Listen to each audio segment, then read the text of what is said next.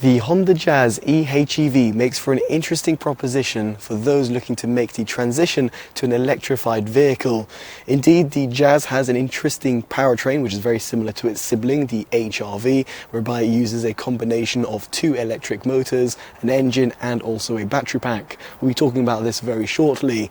Now, the Jazz starts from just shy of £21,000, and in the range-topping model, which is the EX style, which we have on review, it can be found for roughly £26,000.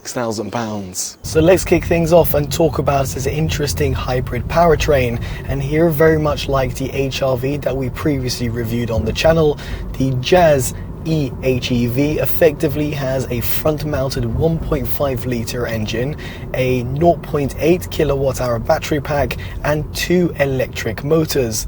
Now, the latter means that the vehicle can solely operate on battery power and effectively purely drive in EV mode. Now, you might be wondering, well, that 0.8 kilowatt-hour battery pack isn't going to give me a long distance, and on top of that, the vehicle can't actually be plugged in. So how on earth are you going to reattain energy back into the battery pack?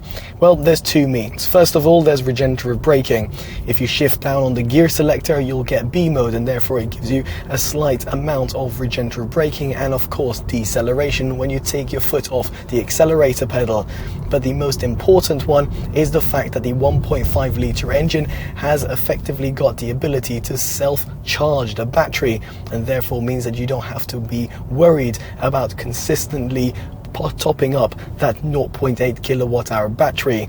Now, for us, we find it actually to be quite fascinating, and it does an excellent job. Right now we're on EV mode, and even though we started our journey at around 10% battery, it's now topped up to around 30%. I know that seems a really bit silly, but given in the city scenarios, that battery does get topped up pretty quickly.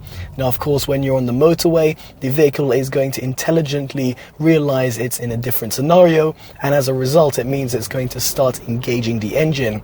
Now, here you do have three drive modes effectively. You've got engine only, and whereby the engine is charging up and topping up the battery.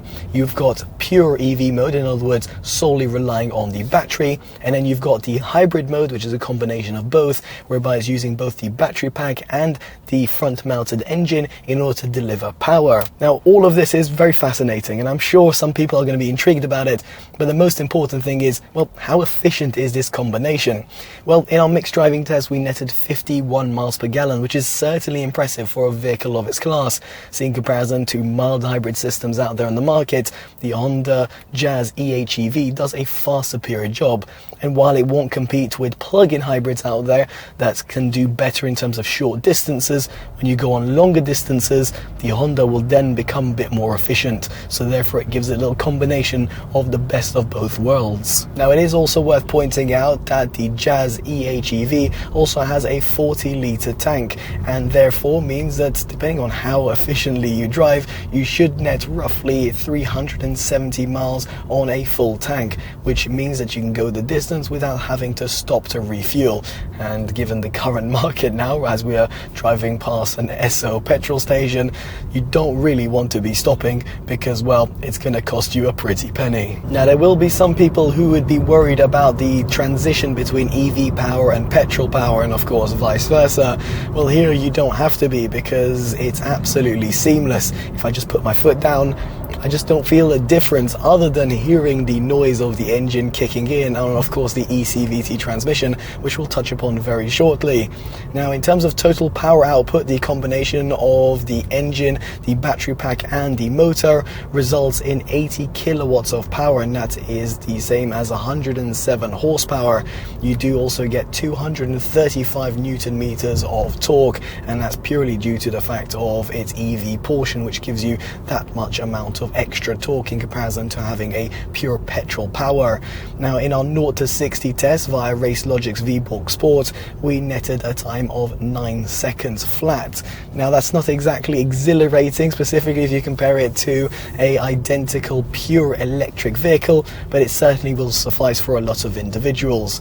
We should note over here that top speed is rated at 108 miles an hour, and yet again, if you're going to be living in the UK or most European countries, we think it should suffice. kilometers. Now, of course, this car isn't exactly tuned for those petrol heads or those people who want to be going around windy country roads at absolute blistering speeds. And frankly, if you drive the Honda Jazz, you'll quickly realize that the vehicle has a little bit of body roll.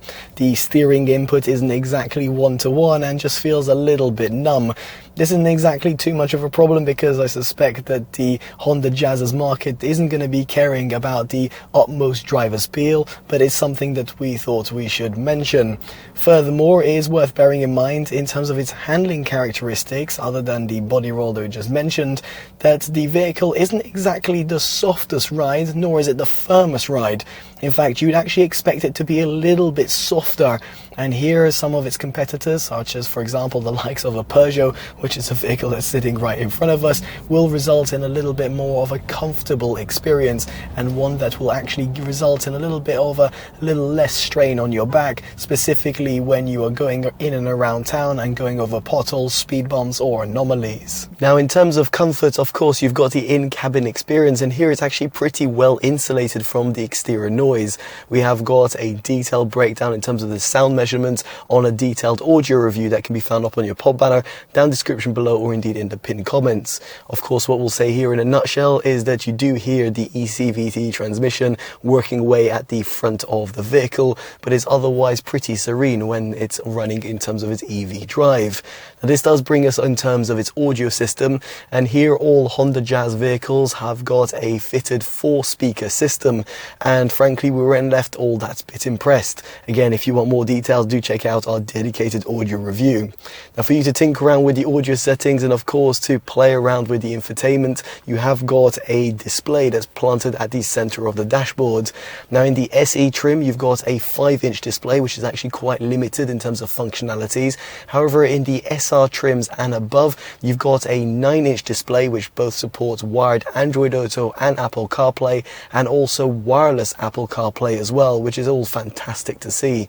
Better still, the information that is fed through to these third-party mobile operating systems, in other words the navigation data, is also fed through to the fully digitalized instrument cluster, which makes it all that bit better when you're driving and therefore not having to constantly glance down towards the center of the dashboard. Now, we also like the fact that Honda have retained physical buttons, be it towards the side of the infotainment system, for example you've got basic media controls, or towards the middle of the dashboard whereby you've also got physical climate controls. This makes it far more intuitive to use on the go in comparison to some of its modern rivals that opt for capacitive or indeed touch-based input. Now, what is similarly impressive is the amount of storage space that you have within this small size cabin. We feel here at Honda have really tried to optimize the amount of space that's available. See, towards the front whereby you have got the center console, you have got a small little area whereby you can place a smartphone, and by the way, here you do have a singular USB port in the SE trim. If you move up to the SR trim, you do have a secondary USB port in order to connect up to the infotainment system, and indeed in order for you to use Android Auto or Apple CarPlay. And then you've also got a 12-volt socket which can be handy for powering a dash cam. If you want our favorite roundup, it can be found down in the description below. Now, moving down the center console, you've got a singular cup holder and then a small little bay which can be handy to place, let's say, the wireless key fob, and then you have got the center console armrest area which should suffice for a small to medium sized purse and or a wallet. Now, better still, towards the extremities of the dashboard, you'll find a small little area to place, let's say, a small little cup or indeed, for example, some loose change. And then towards the passenger side, whereby you've got the glove box, just above it, you've got then another compartment, which will be handy for those people who want to take, let's say, sort of snacks, or for example, put certain sunglasses in there. Now, as for the door bins, the front two are large enough for a 500ml bottle to be sat alongside some small size valuables, and the rear two are unsurprisingly a bit more limited, but should suffice on shorter journeys. Now, of course, you do have the boot whereby you've got 304 litres of usable storage, and of course if you pop down the seats you've got 1,205 litres. Better still, you've got a flat loading bay, 60/40 rear split folding seats, and a small underfloor compartment, all of which make for a great inclusion. And better still, you do have a hatchback design. Our only complaint, however, is that even in the more expensive trim levels, there's no electric tailgate. Now, moving on from its boot, we do have to talk about occupant capacity, and here you can seat 5 individuals. At the rear of the cabin, as someone who's just under 6 foot, I've actually got a surprising amount of legroom. Better still, it's also got a near flat footwell design, and therefore makes it quite convenient even if you have got a rear middle occupant. On that note, however, the rear middle occupant does have a slightly odd seatbelt design, and we'll talk about why very shortly. Now, I should mention that in terms of the front of the cabin, I've got no problems whatsoever, both in terms of headroom or legroom, and given the fact that the seats also have manually adjustable controls as standard on all trim levels, it means that you can find the right sort of driving position. Although it is a shame, however, not to see electronic controls plus a memory function for those people who are going to be swapping in between drivers.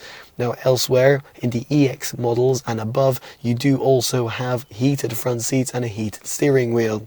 Now, as for the seats themselves, they are a little bit firm for my liking, and therefore means on longer excursions you might actually find yourself having a little bit of lower back pain, which is quite surprising given Honda's pedigree. Now, on the flip side, the rear seats design is absolutely fantastic. While you don't have a retractable armrest and you do also have a slightly odd seatbelt design, you do have the magic seats, and this means that you can prop up the rear seat in order to reveal a very large area. This can be handy if you're going to be taking, let's say, a small size bicycle, or for example some plant pots that you bought from the garden center.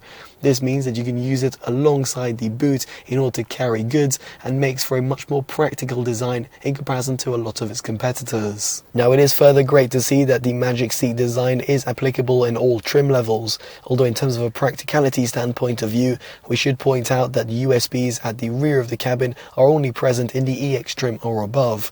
Now, this does bring us on to the overall design of the vehicle, and subjectively we think it looks pretty cute and definitely will appeal to a lot of consumers, at least with the EX style, where it has an integrated spoiler and 16-inch alloys. There's also integrated side skirts which give it a little bit of extra pizzazz from its side profile. Now, in terms of the SR, you've got 15-inch alloys instead, and as for the SE, you've got slightly less stylish 15-inch steel wheels instead. Now, of course, in terms of your color options, there is a few different ones to choose from. This will depend in terms of the trim level you go for, and might come in as an additional option. Now, next up we get onto visibility, and here the Honda Jazz is absolutely excellent, both at the front, at the side, and at the rear. It makes absolute breeze when it comes to going in so tight parking spaces.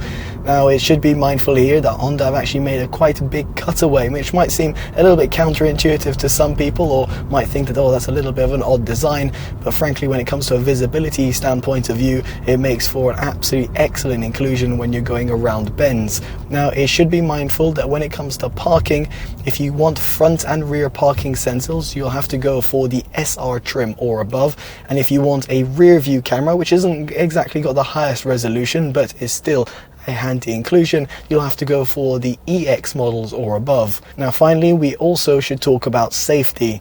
Now, here there's a plethora of safety systems that come baked into the Honda Jazz e-HEV, and it's absolutely excellent to see it even from the entry-level models. For example, you've got lane departure warning, lane mitigation, road sign recognition, forward collision assist, and also emergency brake. Better still, you've got adaptive cruise control with stop-and-go technology, and that also includes when it comes to steering. It's absolutely excellent when used on the motorway, and it's frankly great to see that Honda have included this even on the entry-level trims.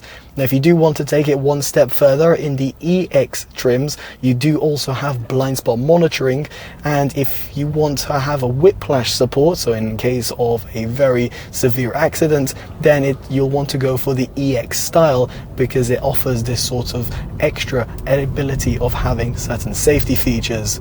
Ultimately, what we're trying to portray over here is that the safety and the visibility of the Honda Jazz e-HEV is absolutely class leading. So with all of that in mind, what do we make about the Honda Jazz e-HEV? Well, frankly, it's a stylish, practical and also fuel efficient hybrid vehicle, one that does tick a lot of boxes, and we can definitely see ourselves recommending it to a lot of consumers. As a result, it actually gets our value award. Now, we'd be intrigued to hear your thoughts of the vehicle down in the comment section below, and if you've made it all the way through without even thinking about my groggy voice, I just want to applaud you and thanking you for watching the video. Now, if you have liked this video and want to see more from the channel, and hopefully without such a terrible voice of mine, then definitely do drop a like, subscribe and hit that bell notification, all of which are greatly appreciated and allows us to continue doing independent, honest reviews like this one. As such, I've been Chris from TotallyEV, and I'll hopefully see you in the next one. Take care of yourselves and goodbye.